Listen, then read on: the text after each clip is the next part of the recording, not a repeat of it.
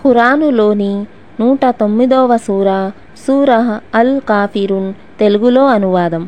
అనంత కరుణామయుడు అపార కృపాశీలుడు అయిన అల్లాహ్ పేరుతో ప్రారంభిస్తున్నాను. ఇలా ప్రకటించు, ఓ అవిశ్వాసులారా. భావం అంటే నా దౌత్యాన్ని, నేను తెచ్చిన బోధనలను విశ్వసించకుండా తిరస్కరించిన వారు అని భావం. ఓ అవిశ్వాసులారా, మీరు ఆరాధించే వాటిని నేను ఆరాధించను. భావం అవిశ్వాసులు ఇతర ఆరాధ్యులతో పాటు అల్లాహ్ను కూడా ఆరాధించేవారు.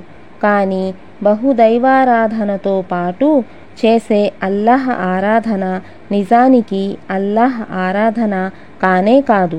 కాబట్టి బహుదైవారాధకుల యావత్ ఆరాధ్యుల ఆరాధనను తిరస్కరించడం జరిగింది. అలాగే నేను ఆరాధించే ఆయన్ని మీరు ఆరాధించరు. భావం అంటే ఏ లక్షణాలు, గుణగణాలు కల దేవుణ్ణైతే నేను ఆరాధిస్తానో ఆ లక్షణాలు, గుణగణాలు గల దేవుణ్ణి మీరు ఆరాధించరు అని అర్థం.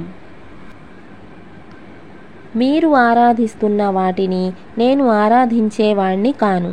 భావం అంటే ఇంతకు పూర్వం ఏ ఆరాధ్యులనైతే మీరు మీ తాత ముత్తాతలు ఆరాధించారో నేను వాటిని ఆరాధించబోవటం లేదని భావం.